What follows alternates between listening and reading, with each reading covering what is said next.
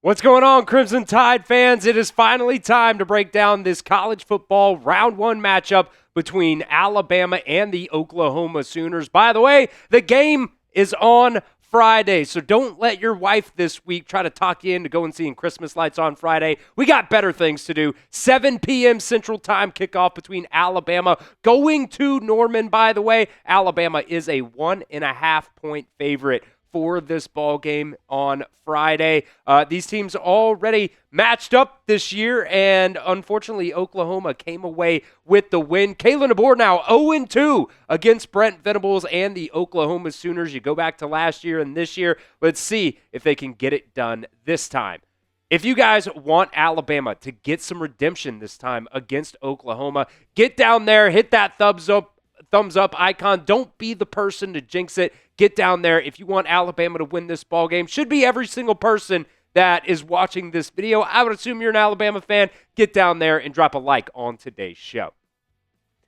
All right, this is how it, shaked out the first go-around here. Alabama pretty much outplayed Oklahoma for everything except for the scoreboard here and the turnover margin at the end of the day. Alabama did a good job against John Mateer. They did a good job on defense, stopping him in the run game, stopping Xavier Robinson in the run game as well. Ty Simpson, outside of the turnover that he had, actually had a pretty good game. Daniel Hill had a pretty good game rushing the football as well, but you can see right there, Alabama dominated everything except for the turnovers. Ty Simpson had an interception, had that pick six, also had another interception, by the way, towards, or in the red zone, really in the end zone, but that one got overturned.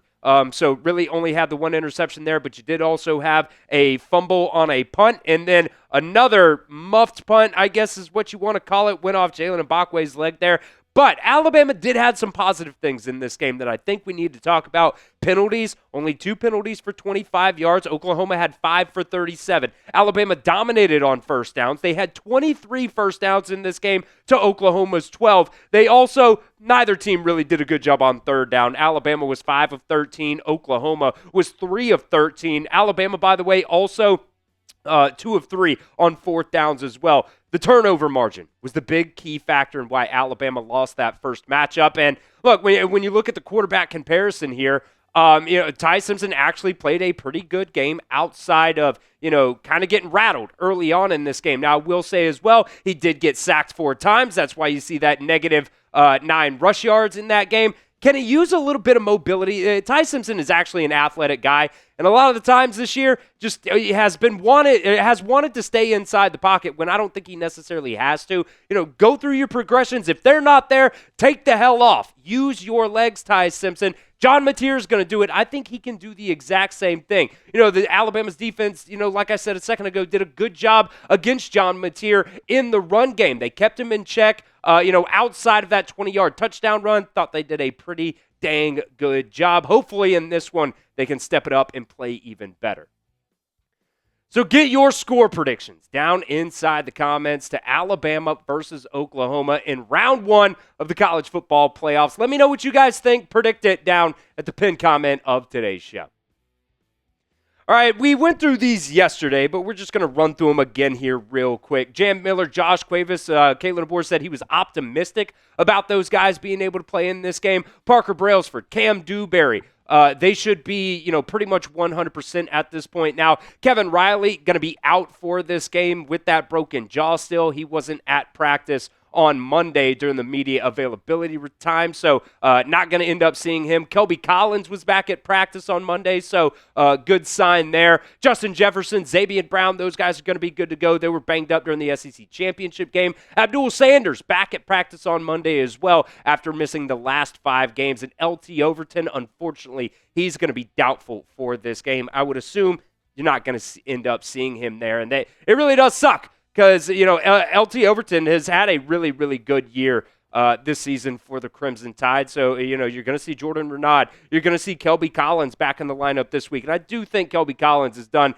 a really good job when he's got that playing time for Alabama. You're probably even going to see a little bit of Keon Keeley in this game as well. So hopefully those guys can step up and help Alabama's offensive line and keep that run game and keep John Mateer in check and even get some pressure on him as well. Same thing pretty much as yesterday as well with the Oklahoma injuries. By the way, it's Tuesday when we're filming this video and putting it out. Tuesday night is when the first availability report will come out. Normally that comes out on Wednesday, but because this is a Friday game, moving that availability report up one day. Really the two notable ones are Mason Thomas and Jake McCullough. Those are going to be the two guys that we need to monitor for Oklahoma outside of somebody else randomly getting injured and placed on that availability report for Oklahoma. Brett Venables yesterday during his press conference said that he was actually asked if they were expected to practice. He just said yes. I would assume that means, if they can practice, they are probably going to play in this game. Two of the best, players on this Oklahoma team are Mason Thomas. Hasn't played since getting injured in that Tennessee game, even missed the first Alabama game as well. So they really want him back for this game, and I would assume if he can practice, he's going to end up playing as well. All right, we'll continue here with some keys to victory, some major keys to victory for this game in just a second. But this episode is brought to you by Prize Picks. It's a holiday season, best time of the year for sports. You have bowl games, basketball matchups, playoff pushes. It's all happening at once. And while you and I are out here making decisions every single day, what gifts to buy, what to eat, what games to watch, there's one place where it feels good to be right, and that is on Prize Picks. This is what we got cooked up for the professional football slate of games on Saturday. Yes, I said that correctly.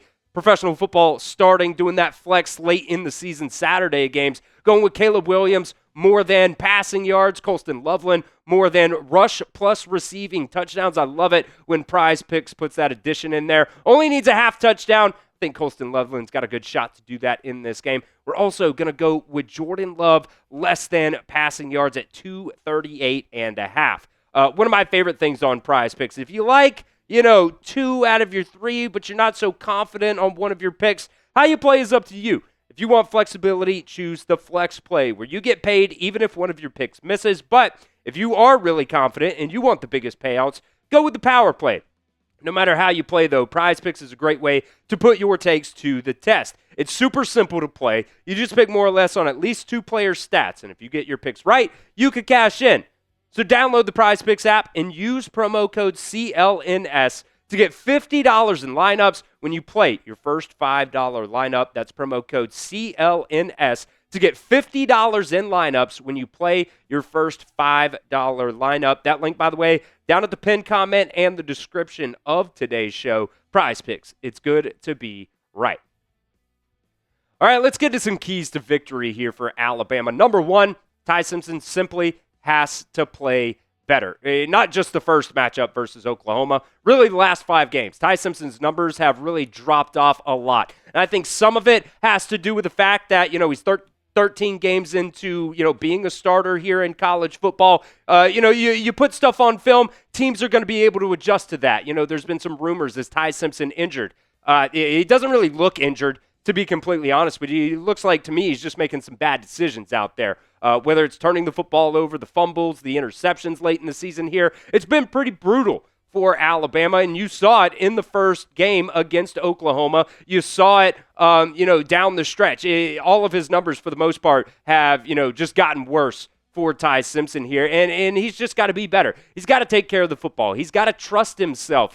When you see it, hit it. Don't have any second thoughts about anything. You don't got to go to your second progression if the first one is there. Communication. When it comes to these checks, you see, Ryan Grubb puts the first play call in, and a lot of times, Ty Simpson is going up there and checking to his second play. I'm fine with that for the most part, but, if it's really starting to hinder things, especially on the road, it's going to be a crazy environment in Norman, Oklahoma. Communication is going to be a big key factor as well when it comes to, communicating the blocking scheme and stuff like that. You got to make sure everybody hears it. It's not just yelling it in their ear hole. It's also looking over at the sidelines and making sure everybody got those signals in as well. I feel like sometimes Ty overthinks things. simplify it. Just go with your gut. Go out there and play free. Use that athleticism you have. Ty Simpson is a very athletic guy. I thought it was going to be able to show a little bit more this season, but it really hasn't. If you're going through your progressions, 1, 2, and 3 aren't there, take off, use your legs, pick up those extra yards on the ground. So I know over the past couple of weeks, there's been some people out there that want to see Ty Simpson benched. I just don't really think that's the way to go about things. So I think he just needs to have some more confidence. Hype up Ty Simpson on today's video. If you're watching on your phone right now, go to the comments, scroll over to the right, and hit that hype button to show your support for Ty Simpson. All right, key to victory number 2. Ty Simpson does have to play better, but he also needs a little bit of help as well, and that's from everybody on the offense. Whether it's the offensive line, they have to give him some time in this game. And I think overall, they've actually done a pretty good job, but still, Michael Carroll's there at that right tackle spot now. Wilkin Formby's there at right guard. I think that 1-2 punch there on the right side has actually looked a little bit better here late in the season since they've made those changes. Kam Dewberry, kind of up and down sometimes, so we'll see how that goes there. This Oklahoma front seven is very, very good. They're probably going to have R. Mason Thomas back. The wide receivers need to step up and create some separation as well. There's late in the season here, they've really struggled at times, it seems like, getting open. You see Ty Simpson going through the progressions. Can the first guy just get open for once? I need Ryan Grubb to put together the game plan of his life this week. Kind of the funny thing about Ryan Grubb is, last year when he was at the Seahawks, he said in an interview that he really loves calling plays in college football because there's more matchups to be able to exploit. Let's find a way this week to exploit some matchups. I need a running back who can step up and cook in this game. Don't really know what's going on, health-wise with Jam Miller right now, if he's going to be fully healthy for this game. Obviously, he's been banged up a lot this year. If he's healthy, I need him to step up and play better. Daniel Hill actually had a pretty good game the last time these two teams play. Get Ryan Williams and get Jeremy Bernard, get Latsier Brooks involved in the run game somehow. Use some misdirection. Use some pre-snap motion to get these guys on the move and create some mismatch, for, somebody out there. Because you said you love creating mismatches. Let's create some mismatches. We have athletic guys to be able to do that. Ty definitely needs to play better. That's why that was the first key to victory for our keys to victory here. But it's more than just Ty Simpson. The entire offense needs to step up. The offensive coaching staff needs to step up. They just have to put the game plan of their life together this week. All right, key to victory number 3. Can the defense force some turnovers in this matchup? Give the offense some extra possessions. Last time these two teams played, Alabama lost the turnover battle 3-0. This is a major talking point for every single game, but for this one, it is massive. Alabama went into that first matchup with a +10 turnover margin. Oklahoma had a -5 turnover margin, and you ended up, getting out turnovered in that game 3-0. Now, Alabama's at +7, Oklahoma is at -2. Kane Womack, almost always brings the juice. I love the mentality of Kane Womack, which does bring us to our last key to victory as well. I need somebody to bring some intensity this week. Who's it going to be to set the tone early in this game? And who is it going to be to sustain that tone setting? I want to see these guys play with their hair on fire for a full 60 minutes. I want to see Alabama football. If it's 3rd and 3, let's line up, let's move some guys off the ball, and let's pick up 7. I love, take the love out of the game for these Oklahoma players. Out-physical them, crack some helmets, beat them into submission. That doesn't mean you necessarily have to go out there and win 55-3 or something stupid like that. Do to them what Georgia did to you a couple weeks ago. If you remember that feeling, remember how much it hurt. I keep seeing the narrative after that Georgia loss creep back in that this Alabama team is soft. Let's set the tone early. Let's sustain that intensity. Everybody who is not an Alabama fan right now wants to see this team fail. This is the lone game on Friday night. It might end up being one of the most watched football games of the college football season, and the majority of people watching this game is out here rooting for your downfall. It's Alabama versus the world right now. Let's remind them who we are, and let's shut those people the fuck up. Now, getting off my soapbox here. We will be live for Alabama versus Oklahoma in the college football playoffs, so come join us for that watch party. Hit that sub button and join the community here at the Alabama Football Report.